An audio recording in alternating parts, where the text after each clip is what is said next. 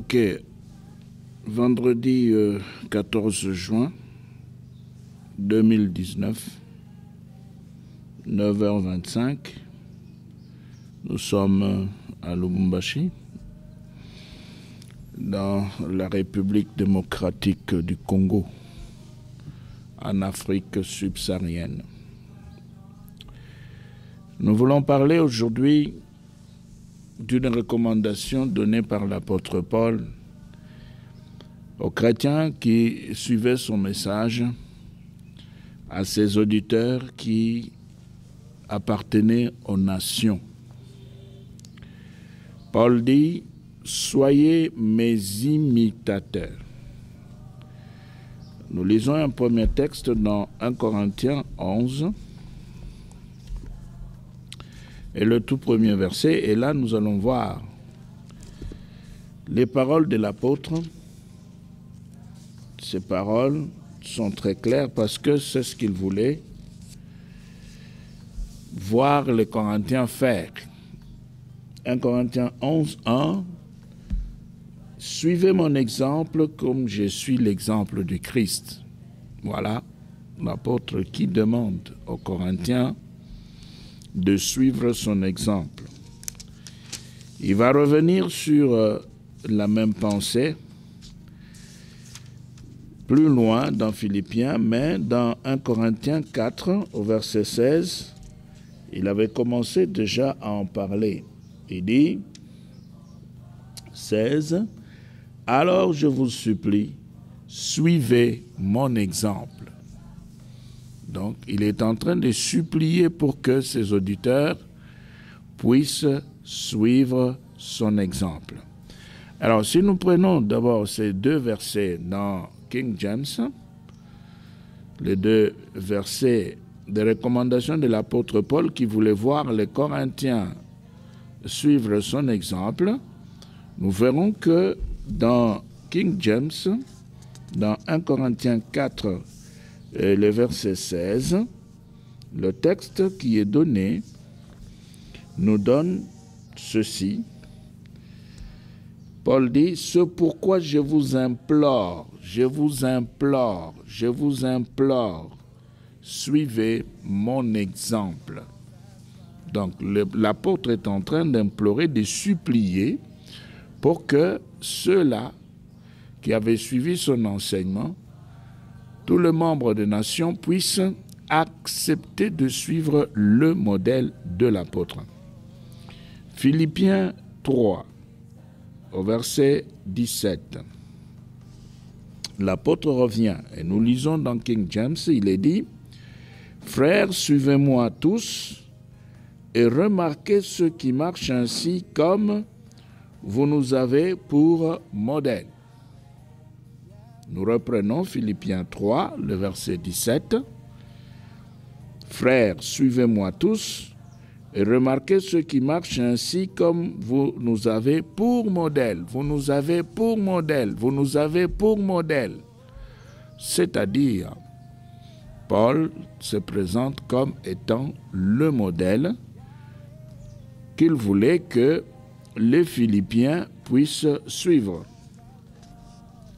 Alors, au chapitre 4, le verset 9, toujours dans Philippiens, l'apôtre dit, « Finalement, frères, là c'est 8, quelles que soient les choses vraies, quelles que soient les choses honnêtes, quelles que soient les choses justes, quelles que soient les choses pures, quelles que soient les choses charmantes, quelles que soient les choses de bonne réputation, s'il y a quelque vertu et s'il y a quelque louange, pensez à ces choses. » 9.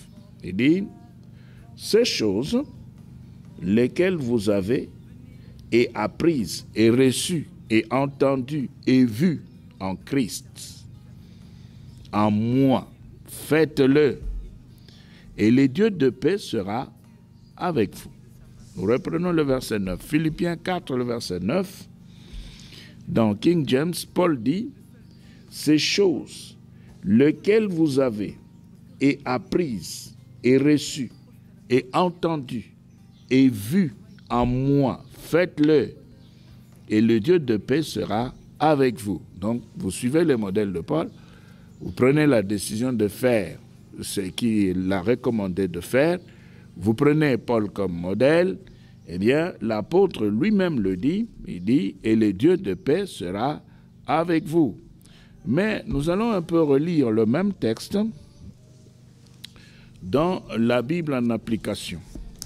Dans la Bible en application, nous avons presque le même texte, mais l'explication est tout autre.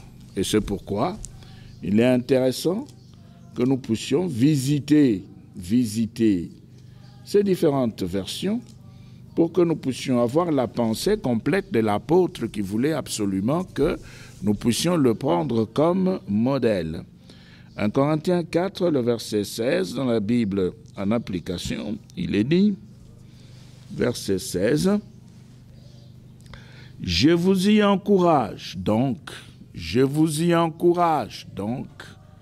imitez-moi. » Donc l'apôtre est en train ici d'encourager, parce qu'il tenait absolument à ce que les Corinthiens, les Thessaloniciens, les Philippiens puissent reproduire son modèle en l'imitant. C'est l'apôtre. C'est l'apôtre qui nous recommande cela. Il veut absolument que nous puissions l'imiter en reproduisant son modèle. Que nous puissions prendre cet exemple. Mais ce que l'apôtre est en train de nous dire là, ce n'est pas totalement nouveau. Pourquoi? Parce que c'était déjà la pensée qu'avait Moïse. Et cette pensée que Moïse avait reçue venait de la part de Dieu. C'est Dieu lui-même qui avait donné cette leçon à Moïse dans Exode 25. Dieu donne la même leçon à Moïse et Paul récupère la même pensée pour les nations. Exode 25, le verset 40, là nous voyons que Moïse s'est retrouvé sur la montagne. Et Dieu lui dit, « Toi, Moïse, tu veilleras à ce que le travail soit conforme au modèle que je te montre ici sur la montagne. » Ici sur la montagne. Voilà. Donc Moïse était sur la montagne. C'était sur l'ordre de Dieu. Il s'était retrouvé là-bas pour recevoir les instructions de la part de Dieu.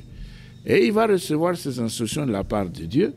Mais celui qui avait donné les instructions lui donne aussi l'ordre de pouvoir respecter le modèle. Donc sur la montagne, Moïse a reçu le modèle. Quand il descend, il va reproduire le modèle. La reproduction donnée par Moïse, quand il a quitté la montagne, ce sont des copies, ce sont des photocopies. Ce n'est pas l'original. L'original est resté dans son cœur. À partir de la parole de Dieu qui lui avait parlé, Moïse avait entendu. Et le modèle s'était attaché à son âme, complètement attaché. Et tout ce qu'on était en train de faire sortait de Moïse et c'était la copie du modèle qui était dans le cœur de Moïse. Et ici, quand Paul nous demande de pouvoir absolument suivre son exemple, il veut nous dire ceci, qu'il avait reçu le modèle de la part de Dieu pour les nations et le modèle qu'il avait reçu de la part de Dieu est resté dans son âme et que tout ce qu'il est en train de faire maintenant devant les hommes sur la terre pour les hommes, eh bien, ce sont simplement de copies et de photocopies. Et l'original est resté dans la pensée et l'âme de Paul. Donc, nous devons suivre le modèle de l'apôtre des nations, cet apôtre qui nous avait été donné et envoyé par Dieu pour que nous puissions connaître le vrai Dieu, le Créateur. Alors, dans Hébreux, nous sommes là dans Hébreux, au chapitre 8. Hébreux chapitre 8, nous prenons le verset 4 et 5. Nous allons voir également que ce qui se passe, c'est la même recommandation qui revient pour pouvoir suivre le modèle, reprendre le modèle. 4. S'il était sur la terre, il ne serait pas même prêtre, puisqu'il y en a déjà qui offrent le don conformément à la loi juive. 5. La fonction exercée par ces prêtres n'est qu'une copie. Voilà. C'est-à-dire, Dieu parle, il donne le modèle à Moïse sur la montagne, et quand Moïse descend, tout ce qui se fait sur la terre sont des copies. Alors si nous devons aussi rester dans les recommandations données par l'apôtre Paul, l'apôtre des nations, nous allons nous retrouver dans la copie de l'original. Dans la copie de l'original, c'est ce qui est dit. Et même dans King James, il est dit au verset 5, Hébreux 8, 5, qui servent en tant qu'exemple et ombre de choses célestes, comme Moïse fut averti par Dieu lorsqu'il était sur le point de faire le tabernacle. Car, aie soin, dit-il, à ce que tu fasses toutes choses selon le modèle qui t'a été montré sur le mont, c'est-à-dire sur la montagne. Alors, voilà pourquoi l'apôtre nous demande absolument que nous puissions l'imiter, parce qu'il savait très bien qu'il avait reçu le modèle de la part de Dieu et que ce modèle se retrouvait dans ses pensées et que pour rencontrer le vrai Dieu, il fallait passer par ce modèle-là qui était dans son âme. Voilà la recommandation. Donc, il fallait absolument le faire. Mais nous voyons aussi dans le livre des Actes des Apôtres, nous voyons aussi dans les livres des Actes des Apôtres avec une autre recommandation qui commence par Matthieu 23. Matthieu 23. Avant d'atteindre les Actes des Apôtres, voyons d'abord Matthieu au chapitre 23, 1 et 2. Il est dit, alors Jésus s'adressa à toute la foule, ainsi qu'à ses disciples. Les maîtres de la loi et les pharisiens, dit-il, sont chargés d'expliquer la loi de Moïse. Sont chargés d'expliquer la loi de Moïse. Alors, que nous dit King James dans Matthieu? Dans Matthieu 23, nous aimons King James parce que, comme vous le savez, il est plus près de textes originaux. Et c'est pourquoi nous recourons toujours à lui. Mais pour la beauté du texte, le style, etc., on peut recourir au texte de Zénon. Mais pour le rapprochement, c'est King James 1 et 2. Alors, Jésus parla à la multitude et à ses disciples. Les scribes et les pharisiens sont assis sur les sièges de Moïse. Sont assis sur les sièges de Moïse. C'est là, ça veut dire qu'ils étaient totalement dans le modèle de Moïse et ils ont pris l'autorité de Moïse par le modèle que Dieu avait donné à Moïse. Ils sont entrés dans le modèle. Alors, ils ont pris l'autorité de Moïse et ils devaient expliquer le texte de Moïse, c'est-à-dire les Pentateuch, c'est-à-dire les 5 livres de Moïse. Alors, ils avaient la possibilité de pouvoir faire cela pour que la parole de Dieu que Dieu avait communiquée à Moïse puisse aussi être publiée et que chaque personne puisse avoir la possibilité d'écouter et de vivre selon le modèle que Dieu avait placé dans Moïse en ce temps-là. Mais aujourd'hui, quand nous entrons dans le modèle paulinien, il y a un sérieux problème qu'il faudra résoudre, c'est la nature, le caractère du salut que nous devons recevoir. La nature et les caractères du salut. Nous imitons Paul, c'est vrai, c'est lui l'apôtre des nations, c'est lui qui est venu, c'est lui qui nous a enseigné, c'est lui qui nous a montré le chemin, c'est lui qui nous a parlé de Dieu. Eh bien, maintenant, Paul nous explique le salut. Comment est-ce qu'il explique le salut? Eh bien, si nous prenons Romains 6, 23, nous allons voir comment Paul explique le salut. Romains 6, 23. Chapitre 6, voilà.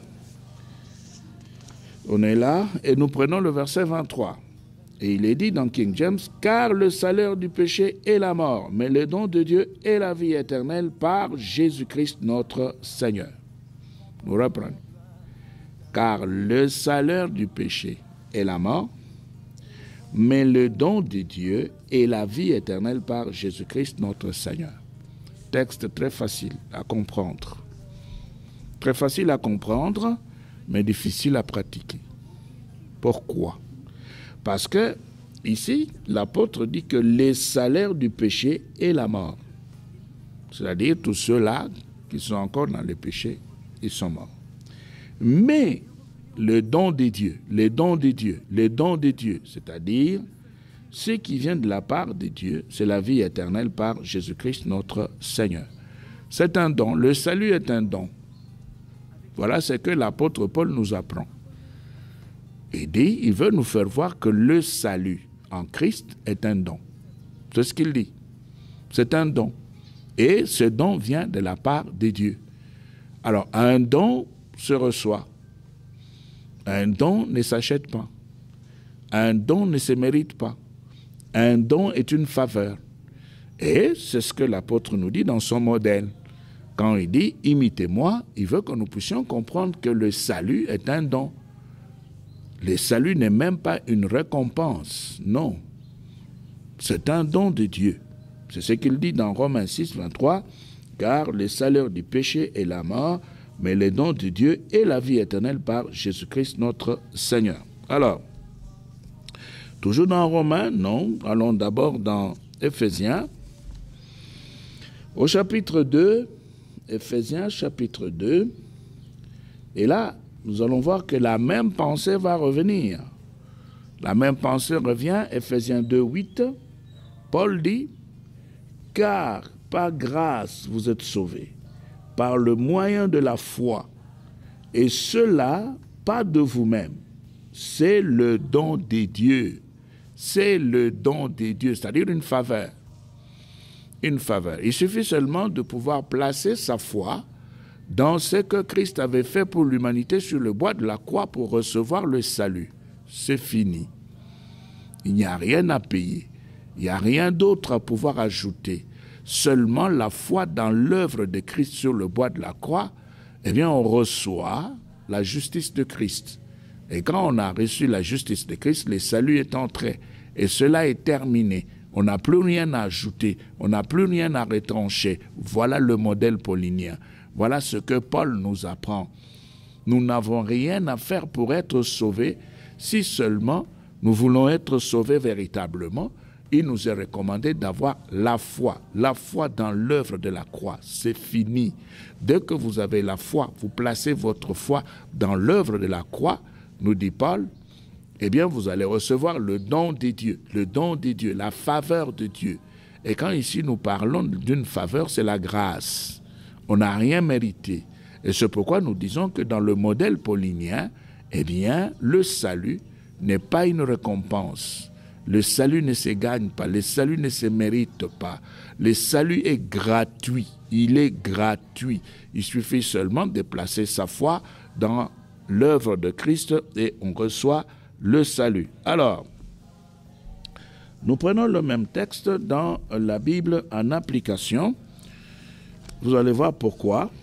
Nous prenons Romains 6, 23. Quel est le texte qu'on nous donne? On nous dit ceci dans cette Bible, Romains 6, 23. On dit, « Car le salaire du péché, c'est la mort. » Le salaire du péché, c'est la mort. OK. Mais le don de la grâce, voilà le changement. Mais le don de la grâce, le don de Dieu, voilà. Le don de la grâce, le don de Dieu est la vie éternelle en Jésus-Christ notre Seigneur. Donc, dans le modèle paulinien, le salut dans le modèle paulinien, il est gratuit. Il ne se mérite pas. On ne fait rien pour gagner le salut. Non. Il suffit seulement de croire et on a le salut. Mais maintenant, il ne faut pas confondre le salut avec les œuvres de la foi. C'est là où se situe le problème. J'ai obtenu le salut. J'ai cru, selon le modèle paulinien. J'ai obtenu tout ce qu'il fallait à cause de ma foi dans l'œuvre de Christ. Maintenant, il y a les effets moraux du salut. L'effet moral du salut, les effets moraux plutôt du salut, ces effets viennent chez moi pour m'aider à pouvoir manifester les œuvres de la foi. Ces effets viennent pour montrer que j'ai obtenu véritablement le vrai salut. L'effet moral de la grâce, l'effet moral du salut, Il s'agit dans le cœur de celui qui a placé sa foi véritablement dans l'œuvre de la croix. Et il reçoit cela. Ça ne suppose pas un libertinage. Ce n'est pas le libertinage. Parce qu'il y a plusieurs qui croient que parce que c'est gratuit, c'est le don de Dieu, c'est une faveur, on n'a rien à faire pour gagner le salut. Alors, qu'est-ce qu'on fait? On oublie les effets moraux de la grâce, les effets moraux du salut. On entre dans les libertinages parce que, comme le salut ne se gagne pas, eh bien, vivons de n'importe quelle manière parce que c'est cela. Non. Dans Éphésiens, nous sommes toujours dans la Bible en application. On va relire le texte d'Éphésiens 2, au verset 8, dans la Bible en application. Il est dit quelque chose de très important là, le texte qui est donné. Écoutez, on nous dit ceci. C'est par la grâce, en effet, que vous êtes sauvés, au moyen de la foi. Cela ne vient pas de vous. Donc, quand on vous dit que cela ne vient pas de vous, ça veut dire que vous n'avez rien à faire, sinon croire, et seulement croire. Et il n'y a que la foi. Vous ne retranchez rien, vous n'ajoutez rien, vous croyez seulement. Et le salut vous est accordé à cause de l'œuvre, à cause de ce que Christ a fait sur le bois de la croix, à cause de ce qu'il avait accepté d'endurer pour donner le salut à l'humanité. Et c'est pourquoi ici il est dit clairement, cela ne vient pas de vous, ne vient pas de vous. Vous pouvez tout faire comme dans les religions sur la terre. Dans plusieurs religions, on est en train de faire certaines choses pour avoir le salut. On est en train de faire certaines choses pour être en communion avec Dieu, pour être en relation avec un pouvoir suprême. Il faut s'habiller de telle manière, il faut abandonner telle chose pour être en communion avec un pouvoir suprême. Il faudra absolument ne pas faire ceci et faire cela, ne pas accomplir ceci mais accomplir cela, et puis ne pas parler d'une certaine manière, ne pas penser d'une certaine manière pour pouvoir rencontrer le divin. Mais dans le modèle paulinien, c'est tout à fait autre chose. Dans le modèle paulinien, le salut est gratuit. Dans le modèle paulinien, il suffit seulement de croire. Et il est dit ici, cela ne vient pas de vous, c'est le don de Dieu. Au verset 9, il est dit, ce n'est pas en vertu des œuvres pour que personne ne puisse faire le fier. Nous reprenons le verset. Ce n'est pas en vertu des œuvres, ce n'est pas parce que tu as fait ceci, tu n'as pas fait cela, ou ce n'est pas parce que tu n'as pas fait cela, tu as fait le contraire. Non, ça ne dépend pas de tout ça. Le salut dans le modèle paulinien dépend de ce que Christ a fait, de ce que Dieu a fait pour l'humanité au travers de l'œuvre de la croix. Voilà ce qui compte. Et c'est pourquoi au verset 9, il est dit, ce n'est pas en vertu des œuvres, pour que personne ne puisse faire le fier. Tu pourras dire non, moi j'ai été sauvé parce que j'avais fait ceci, parce que j'avais fait cela, et je suis spécialiste en ceci ou spécialiste en cela, et c'est pourquoi le ciel m'a accordé le salut. Non. Ici, c'est clairement dit, et nous pouvons même aller beaucoup plus loin. Le salut ne dépend pas de la repentance. Non. Le salut ne dépend pas de la repentance. Le salut est accordé par la foi dans l'œuvre de Christ, c'est tout. Et la repentance peut venir après parce qu'on a cru, parce qu'on a obtenu le salut. Maintenant, nous répétons, l'effet moral de la grâce vient maintenant toucher le cœur de l'homme. Et maintenant, quand ce qui vient de la part de Dieu touche le cœur de l'homme, l'homme lui-même, comme il a été touché par le ciel, il va maintenant abandonner le mal. Il va s'éloigner du péché. Il ne pourra plus continuer à pécher. Et c'est ce qui est dit dans 1 Jean 3 au verset 9. 1 Jean 3 au verset 9. Donc nous insistons, ce n'est pas le libertinage. Parce qu'il y a des gens qui croient que comme le salut est gratuit, alors vivons de n'importe quelle manière, restons sorciers, cachons la sorcellerie dans l'activisme pour faire voir qu'on n'est plus avec Satan. cachons le péché, continuons parce que le salut est gratuit. 1 Jean 3, 9, il est dit, quiconque est né de Dieu, ne fait pas de péché,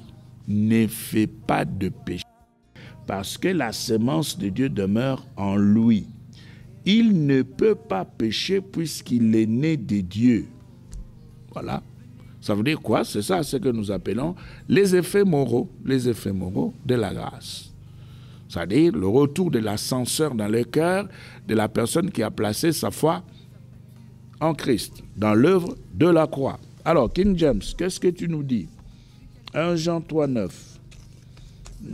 Roi Jacques, qu'est-ce que tu nous dis? King James, Roi Jacques, vous le savez. On ne vous apprend rien. 1 Jean 3, 9. Il va nous parler à sa manière pour nous aider à nous rapprocher du texte original. 1 Jean 3, 9, il dit « Quiconque est né de Dieu ne commet pas le péché, car sa sémence reste en lui, et il ne peut pécher parce qu'il est né de Dieu. » Maintenant, il y a un problème. Il y a un problème avec 1 Jean 2. 1 Jean 2, qui dit quoi? 1 Jean 2, qui nous montre tout à fait autre chose. 1 Jean 2 dit, au verset 7, « Frères, je ne vous écris pas un nouveau commandement, mais un ancien commandement, lequel vous avez eu depuis le commencement. L'ancien commandement est la parole que vous avez entendue depuis le commencement. 8. Encore une fois, je vous écris un commandement nouveau, laquelle chose est vraie en lui et en vous, parce que l'obscurité est passée et la vraie lumière brille maintenant. 9. Celui qui dit qu'il est dans la lumière et qui est son frère est dans l'obscurité, même jusqu'à maintenant, à cause de la haine, à cause de ce que l'homme peut cacher dans son cœur contre son frère. Et à cause de cette haine-là, eh bien, celui qui le fait, il est dans l'obscurité. Alors, au verset 10, celui qui aime son frère demeure dans la lumière, et il n'y a aucune occasion de trébucher en lui. Mais celui qui hait son frère est dans l'obscurité et marche dans l'obscurité, et il ne sait pas où il va parce que l'obscurité a aveuglé ses yeux. Vous savez qu'il y a aussi comme, disons, une haine cachée, subtile. Quand on ne supporte pas, on veut effacer l'autre, on ne veut pas faire voir qu'on dépend. On dépend de son supérieur, on dépend de son mari, on dépend de son père. Eh bien, c'est une haine, c'est un sentiment de haine. Tout simplement. C'est-à-dire, je n'aime pas cette personne-là, je ne veux pas qu'on puisse savoir que je dépends de cette personne. Je ne veux pas qu'on puisse voir que dans ce que je fais, il y a un peu de sa nature et de lui-même. Et tout ça, c'est diabolique. C'est pourquoi Satan cherche son ciel, son message, et il veut aussi faire ces histoires en créant son humanité. Bon, ok. Alors, le verset 12. Je vous écris, petits enfants, parce que vos péchés vous sont pardonnés à cause de son nom. Je vous écris, Père, parce que vous avez connu celui qui est depuis le commencement. Je vous écris, jeunes hommes, parce que vous avez vaincu le malin. Je vous écris, petits enfants, parce que vous avez connu le Père. Bon, on peut sauter tout ça, parce que c'est au chapitre 2, 1 Jean 2. On va prendre le verset. Attendez, je vous cherche ce verset. Oui. Ok. Frère, je vous écris pas à nouveau. Non. Ah, on prend le verset 2. 1 Jean 2, 2. Il est dit, il est la propitiation pour nos péchés. Et non seulement pour le nôtre, aussi pour le péché du monde entier. Et par ceci, nous savons que nous les connaissons si nous gardons ce commandements. Alors, celui qui dit « je les connais » et qui ne garde pas ses commandements est un menteur et la vérité n'est pas en lui. Voilà. La vérité n'est pas en lui. Ça veut dire que si nous entrons dans le modèle paulinien, là c'était l'apôtre Jean, mais dans le modèle paulinien, nous devons savoir retenir le fait que le salut est gratuit et cela vient de Dieu vers l'homme. Et l'homme n'a qu'à croire, placer sa foi en Christ pour recevoir le salut et être pardonné de ce péché. Et c'est pourquoi nous pouvons dire que le salut, il est complet, total et définitif. Complet, total et définitif. Nous continuerons ce thème dans nos interventions futures. Pour aujourd'hui, que Dieu vous bénisse. Qui nous a fait. Car c'est lui qui est notre Dieu et nous,